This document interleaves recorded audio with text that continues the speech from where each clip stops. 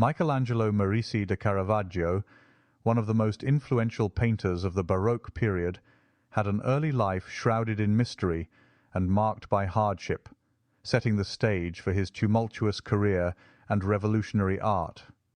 In this presentation, we will look at the phenomenal artistry of one of art history's most mysterious painters, and brilliant. Born on September 29th, 1571, in the small town of Caravaggio in Lombardy near Milan, Michelangelo came from a modest background. His father, Fermo Merisi, was a steward and architect for the local marquis, while his mother, Lucia Aratori, came from a family of modest means. The family enjoyed a stable life until tragedy struck during Michelangelo's childhood. When Caravaggio was 6 years old, the plague ravaged northern Italy, claiming the lives of his father, grandfather, and much of his family in 1577. This devastating loss left his mother to raise him and his surviving siblings in increasingly difficult circumstances.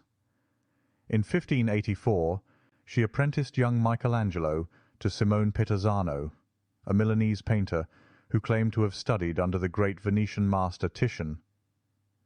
Under Peterzano's guidance, the young Caravaggio spent 4 years learning the fundamentals of painting, including the use of oil, the techniques of chiaroscuro, contrast of light and shadow, and the principles of perspective. While Peterzano was not an exceptional artist himself, this apprenticeship laid the groundwork for Caravaggio's later mastery of dramatic lighting and lifelike realism. During these years, Caravaggio likely absorbed influences from the artistic trends around him. Milan was a city where the Counter-Reformation movement was shaping art to serve as a tool of religious devotion and emotional engagement. This environment emphasized realism and clarity, values that Caravaggio would later adopt and redefine in his own work. He also encountered Lombard painters, known for their attention to naturalistic details, foreshadowing his future focus on gritty, unidealized depictions of humanity.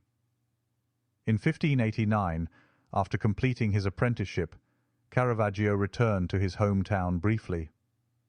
But his mother's death in 1590 left him orphaned at just 19 years old, marking a pivotal moment in his life.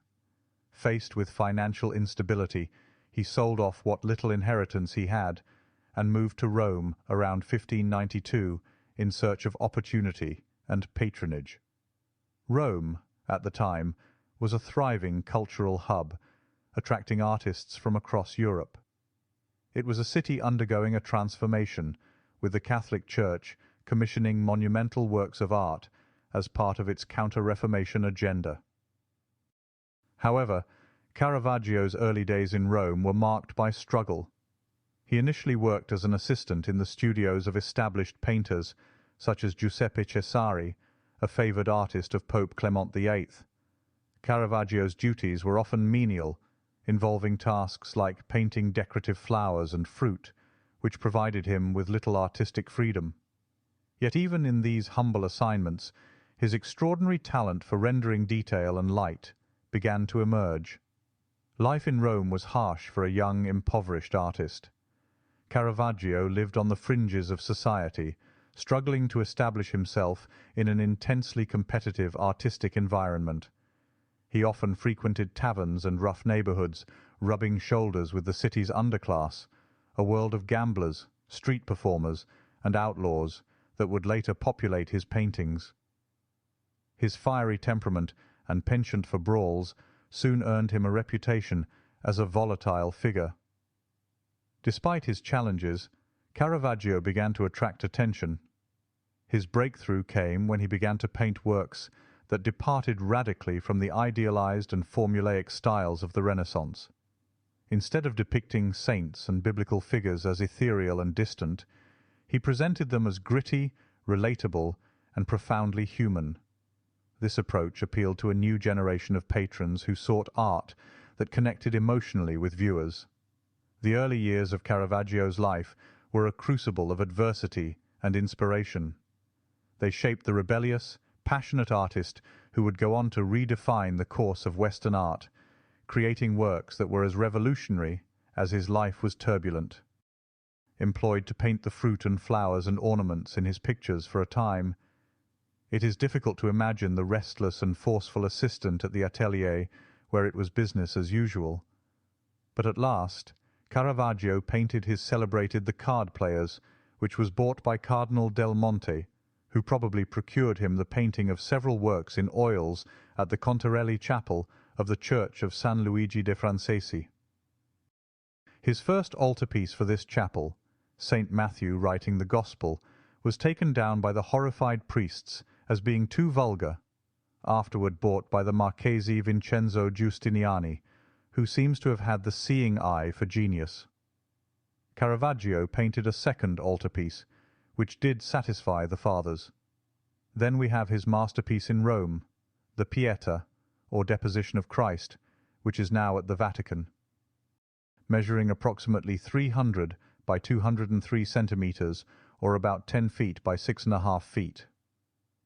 Created about 1603 to 1604, when Caravaggio was around 32 to 33 years old, the painting is a masterful depiction of intense human emotion and physicality. It captures the mournful moment as Christ's body is lowered into the tomb. Dominated by a diagonal composition with sweeping circular movement, it emphasizes the weight of Christ's lifeless form, supported by Joseph of Arimathea and Nicodemus. The dramatic use of chiaroscuro, a stark contrast between light and shadow, heightens the scene's emotional intensity. The work's realism and naturalism, from the tangible weight of Christ's body to the rough textures of the tombstone, exemplify Caravaggio's ability to blend the divine with the deeply human. The Liechtenstein Gallery in Vienna has the good fortune to possess his superb lute player, in which the girl with the lute is painted with a force and style worthy of Velázquez, and astoundingly in contrast with the art of the Renaissance. Caravaggio was now fully established in Rome, creating a new movement, and bringing the best of the eclectics into the great heritage of a vital art, Guido Reni and Barocchio amongst the number, when his violent temper brought disaster to his career in Rome. In a dispute with a friend, some say on a tennis court, others on a scaffolding, Caravaggio flew into so violent a rage that he slew his companion. He realized his appalling act and its dread consequences, and straightway fled to Naples, whence, after painting a few pictures, he went on to Malta. At Malta he attracted the favour of the Grand Master, Vignacourt, who sat for him for 2 fine portraits, and made him a Knight of the Cross of Malta. Caravaggio's volatile nature once again landed him in trouble. A heated quarrel with another knight escalated into violence, resulting in his imprisonment. Yet, true to his audacious spirit, he orchestrated a daring escape and fled to Syracuse. From there his journey led him to Messina and Palermo, where he left his mark through his artistry. Returning to Naples, Caravaggio took up a prominent role as the leader of a hostile faction of artists whose creed was unrelenting animosity toward outsiders, particularly targeting the Carracci school and their followers. This aggressive fraternity made life perilous for visiting artists and unwelcome competition, forcing many to navigate Naples with constant fear. For Caravaggio, the city became both a sanctuary and a battleground for his combative temperament and artistic rivalry. Eventually, his powerful allies secured a papal pardon for the murder he had committed in a tennis court brawl. With hopes of reclaiming his place in Rome, he hired a felucca to carry him back. But misfortune seemed to shadow him. Mistakenly arrested by a Spanish coast guard, he languished in custody for a prolonged period. Upon his release, he discovered his vessel had vanished along with all his belongings. Left destitute, Caravaggio set out on foot, trudging along the coast in despair. His physical hardships and the oppressive summer heat took their toll. By the time he reached Porto Ercole, he was overcome by fever and exhaustion. Within days, in 1609, Caravaggio succumbed to his illness, passing away at just 40 years old. Caravaggio revolutionized the art world with his bold realism, dramatic use of chiaroscuro, and unflinching portrayal of human emotion. Rejecting idealized beauty, he brought sacred and secular subjects to life with raw honesty, grounding them in everyday existence. His masterpieces, such as The Calling of St. Matthew, Judith beheading Holofernes, and The Entombment of Christ, bridged the divine and the human, infusing sacred scenes with real drama and intimacy. Caravaggio's innovative style influenced generations of artists, giving rise to the Baroque movement and leaving an indelible mark on Western art.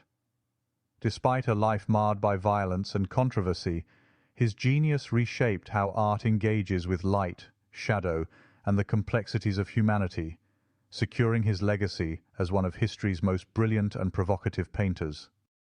So finally, we hope you enjoyed this look at one of the innovators of classic art.